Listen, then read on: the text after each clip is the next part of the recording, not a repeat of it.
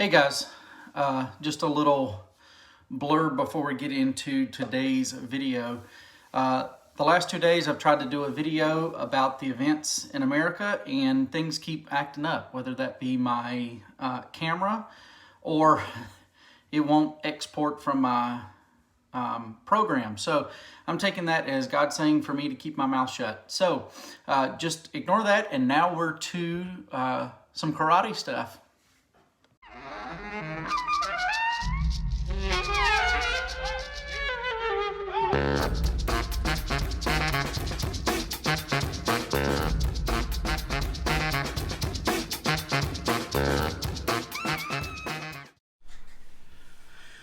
Hey folks, welcome back to KJ's channel. Today I wanted to share a little bit more about my health journey and one of the aspects that's going to be part of that, and that is my martial arts. Some of you may or may not know, I think I've mentioned it a couple times in the yearly journal, but from about 10 years old to about 15, 9 or 10 to 15 years old, I was heavily involved in Tang Soo Do, Korean martial art. I reached the rank of second Dan, or for the uninitiated, second degree black belt. And, I haven't practiced a whole lot since then. I've done some ins and outs. Some of that stuff is so ingrained that it just naturally happens. And when I went through law enforcement training, it was still there. Obviously not to the level that I was, but it's still there. And as I'm doing this fitness journey, I think I'm going to start doing some of that a little bit again, not to the level that I would if I had a school or had other people here. But one of the reasons I started doing that is we watched the Cobra Kai Netflix series, and there's so many lessons that are in there about life, not just knowing how to fight, that really piqued my memory of how life is different because of my martial arts background. I could spend a lot of time talking about it myself, but instead what I've done is I've asked my brother to join me. He started taking karate at the same time, but he's continued with it. My dad also started at the same time, and he continued with it. Now, let me explain a couple of things. Belts and ranks are different from style to style, and in our particular style, once you reach the rank of black belt, it's a midnight blue belt, but reaching the rank of black belt, it's like you've got your college degree. You're proficient, you know what you're doing, generally have a good grasp of what's going on. But you can keep going up. And so I do have a second degree black belt. But once you reach the rank of fourth degree black belt, you're considered to be a master. And that would be like having your master's degree. You've mastered a particular area. And your main focus a lot of times is teaching once you reach that level, although they are very, very good. My brother is a fifth degree black belt, and so we'll be talking to him today and talk about how martial arts has been a part of our life. Our dad is a 8th degree black belt, which is the highest that you can go, and his rank represents like a PhD in martial arts. And so my brother still lives there in North Carolina, and so he practices regularly and teaches there at Cary Tang Soo Do. So today we're going to have a discussion with Brian. So you're a 5th degree black belt, right? Yeah, it's not something that I constantly talk about, but yes, I'm a 5th degree black belt. And so we started, I don't remember, I think I was about 10 when I was 7. when we first started. So I was probably about 9 or 10. And you've kind of kept it up where I dropped off at about 15 years old for lots of different reasons of just a 15-year-old boy. But anyway, so you've kind of kept it up and you've gone quite a bit further, and already told folks that Dad is a grandmaster. And so I guess I just want to have a general conversation about what it's like to have grown up with martial arts in our life. I'm tying it to the Cobra Kai show and my health journey because both of them are kind of there and kind of, you know, I guess are factors in why I've decided to kind of do a video about it with all the interest. I know when I was growing up, I don't know if you remember it, but Karate Kid was a big deal, and everybody was, the kids that took karate were kind of cool, and so it was kind of neat to actually be a part of that back then. So anyway, let's just chat about the impacts. First, I want to talk about the physical stuff, physically being able to do things. So I've shown you a picture of the flying sidekick. And which one? Because there's a few of those. The one where you're above Grandmaster Saul's head, not Grandmaster. Okay, yes, yeah, that Grandmaster. From that was Grandmaster Saul. I think that was my third den testing. Yeah. That's when I came back. So a little bit of background so that people kind of know. I did stop about, I think it was around 15 as well, for a few years. I came back when I was in the military, went to the military, came back, still did it throughout a little bit, played with it throughout that time, but I came back, came back to doing martial arts on a consistent basis when I was 26. So I had about 10 years off that I was doing stuff. Otherwise, I would be a higher rank, which rank really isn't what it's about either. But it started back when I was 26, so I had some time off, but I dabbled throughout it. But it's still that mindset of what we were taught when we were going through it was always there. I don't know what it would have been like to not have it, because we started when we were so young. So right, and doing the physical, doing the physical stuff was honestly, to me, it seemed like the easy part. It definitely was, especially at our age. We did that. We went. I know we practiced close to 4 to 5 days a week. Yeah, we were down constantly there going. Yeah, both. Once we got higher in rank and we were allowed to go to every class, we were there for most of them. Exactly, and the physical aspect of it. We, again, as kids, we were always physical, jumping around, doing trampoline, motorcycles, 4-wheeler stuff like that. But we were always physical. It seemed like it was the easy part. The hard part was when it came to the mental aspect of you didn't do something correct. Say you were sparring somebody and you lost. Mm-hmm. But a lot of people do start for the physical part. They physically want to be healthier. I remember a guy that joined because he wanted to be able to do a split. Yes. And the physical part, a lot of people do. They want their kids to be involved in something physical. Being able to take a hit. There's people in the world that have never actually been hit. Yeah. And would not know what to do if something happened on the street. If somebody was to come up to them and hit them, how they would respond. You don't know what's gonna happen until you get. I think it was Mike Tyson. He says you don't know what's really going to happen until you get punched in the nuts. Oh yeah, everybody has a plan until you get punched in the face. Yeah. Yes. So talking about the physical stuff, what's the most impressive thing you think you've ever done? I was able to do splits between chairs.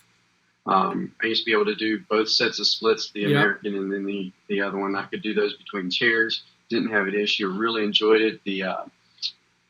I remember Mr. Hansley wanted me to do roundhouse kicks in a circle.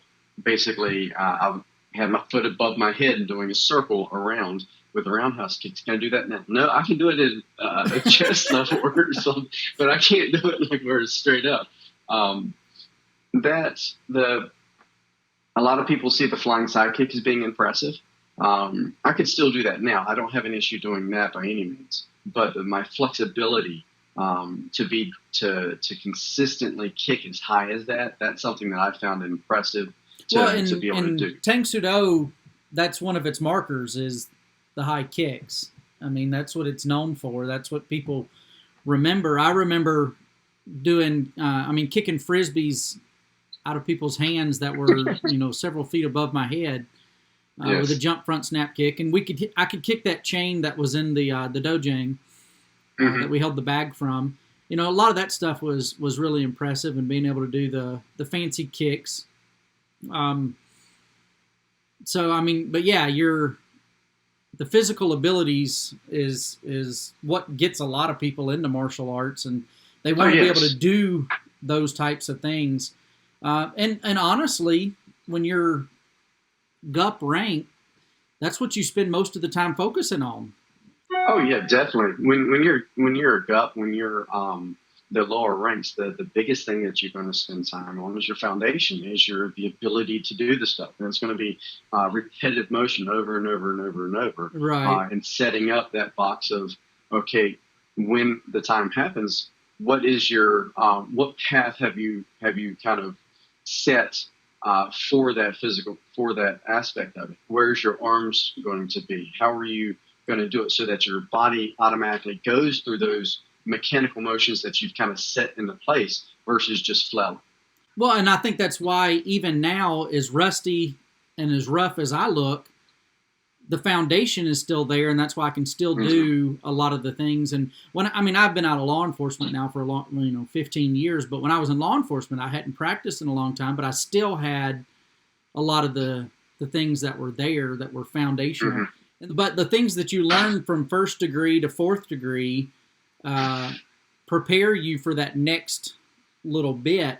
And so you move from the physical stuff of it, which, you're a black belt, second degree, third degree. You should be impressive. You should be, that's your peak performance of where you should be. Right. It's when people see you, they should go, wow, that's a black belt. Yes. I was a good wrestler. You did sports too. You ran. And I think karate played into that a little bit. That played. There was the physical abilities that we had from that, but mentally, I think was where, and you've already alluded to it, that mentally is probably the biggest aspect that we gained from having martial arts experience. Now, definitely, we did a lot of karate. We were there all the time. We did lots of tournaments. Fought in international tournaments, state games. There was just a lot that was there, and it created, the mental basis for a lot of what we're doing now. As we move to it, I wanted to kind of tie it to Cobra Kai, because when you see the mentalities that are there, I think to some extent they accurately demonstrate some of the mental aspects of martial arts. So you see Hawk, he was bullied. He has the cleft palate, and people were picking on him. And martial arts gave him some confidence. Oh yeah, definitely. And to do whatever he was doing. When you look back at Miguel, it was the same way. It gave him confidence. Now, obviously, they're dramatizing and creating things in order for the show to progress. But talk a little bit about the confidence that you gained from it, because I know you were the middle kid. I got attention for being the oldest and the things that I did, and of course Matt was the baseball star. So what elements did that help you when you were good? I would have to say that some of the parts I remember heavily are, for instance, when a competition versus you, when we were doing some of the tournaments and stuff. And it always came down to you and me as first and second place. We were closest in age, and we were also the closest in ranks for that as well. It always came down to forms. It was between you and me, and I usually took in forms. When we came to sparring, you usually got me by like 1 point. It was always very, very close on those. There is a difference between sparring and fighting. We do need to tell people, when we went to that international tournament in Florida, I've got the third place trophy, and you have the really tall first place trophy. We were also in different categories. We were in different brackets. I'll probably tell that story to my viewers about how I ended up in third place and mentally what that did for me. But, you were good. You're still good, don't get me wrong. But as a kid going through those teenage years or trying to figure all that out, confidence is a big deal. I was confident in what I was doing, especially when it came to the martial arts. when it came to the school stuff, I actually had a lot of difficulty in school with it. Because everybody knew we did martial arts. Right. Everybody knew that we were good with it. We were the Marsh boys. All three of us were good.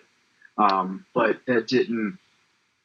It made it more difficult for me in school just because people were like, "Well, show me what you can do. Oh, do this, do that." And it made me to where I wanted to kind of hide what I was doing. But when I went to high school and actually moved and went to Raleigh, there was a difference. They didn't know that I do martial arts.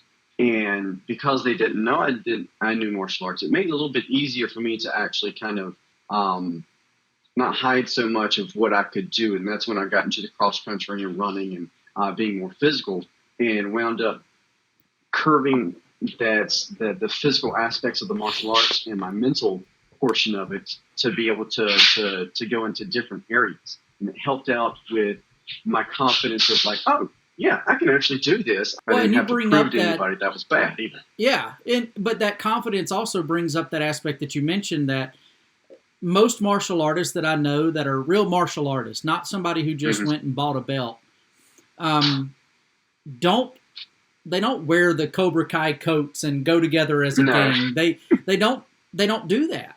More than likely, you will have to either know or dig in order to find out that somebody is of rank. Correct.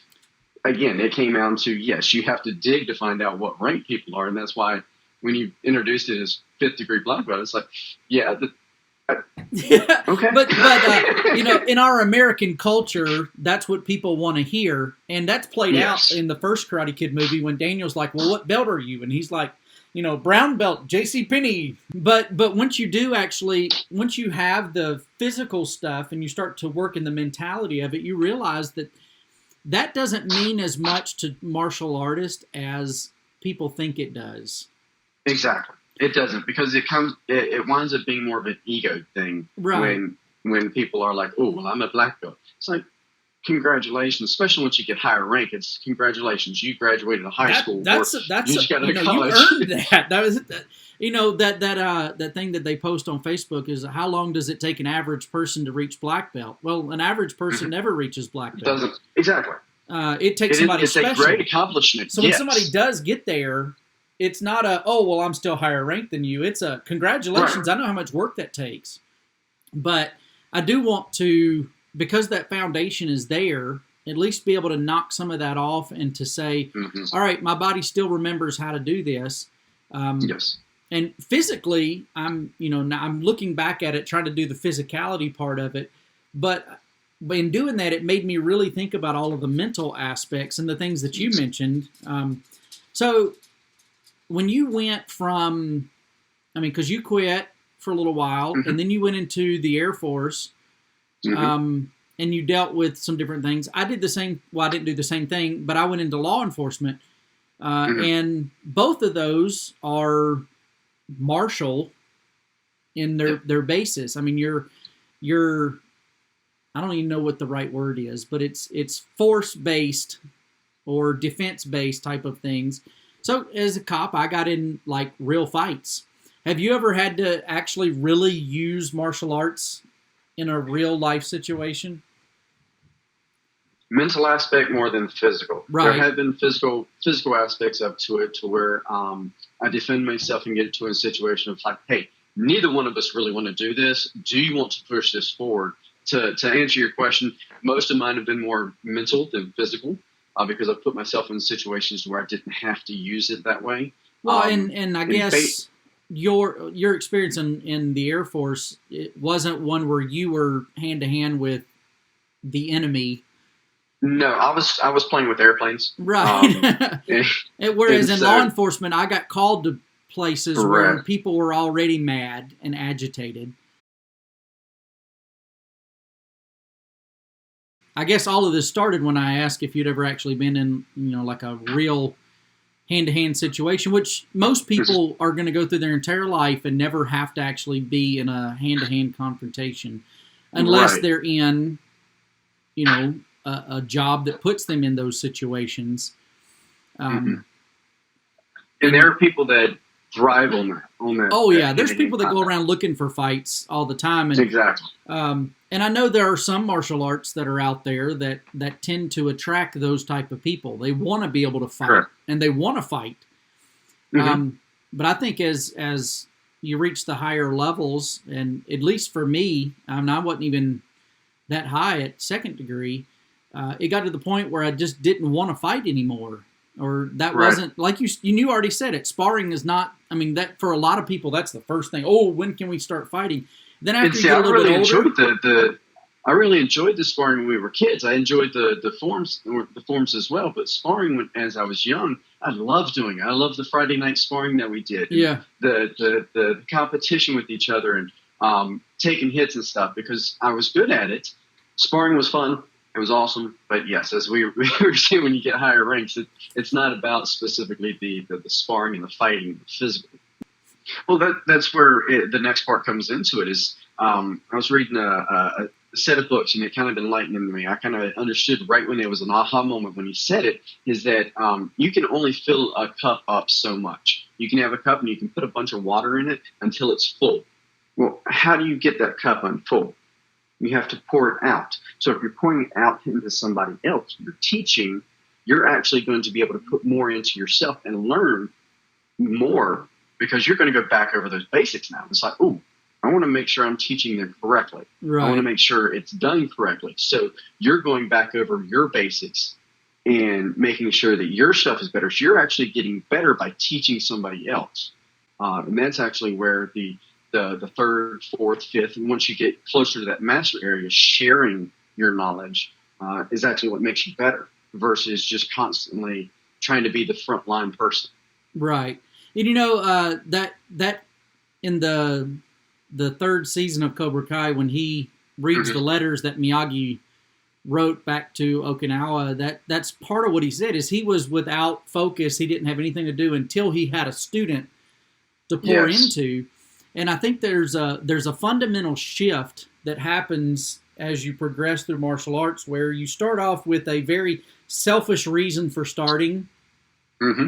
I want to be able to do the fancy kicks. I want to be able to do the split. I want to be able to defend myself for whatever reason. And you want to grow that confidence, but eventually it turns into the complete opposite.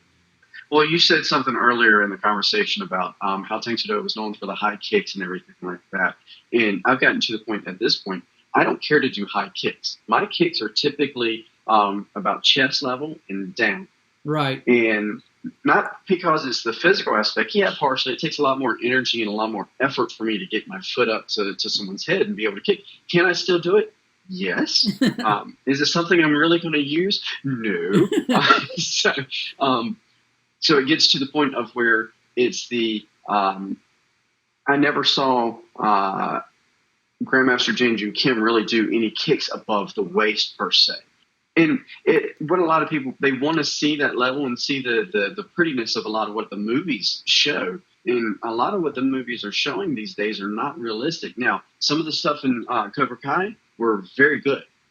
There were things that were in there. You could tell everything was choreographed, of course. Right. But there were things. But the biggest thing I'm getting out of watching the Cobra Kai is the mental aspect. But that could just be because of where I am mentally.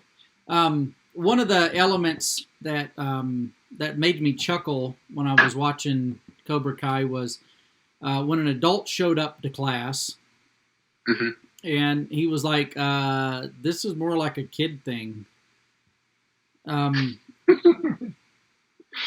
That's part of what I see happening. Is a lot of adults think that they can't learn a new skill when they're older. And, and honestly, they would look at me and say, well, you did that as a kid, so if you pick it back up as an adult, that makes sense. But just as an adult starting to do something like that, if they can't do a lot of the physical stuff that we were able to do, as a kid and learn those things, I think it still has value, though. Oh, yeah, it definitely does. And I think a lot of it deals with a lot of people aren't willing to humble themselves to not being perfect the first time they do it.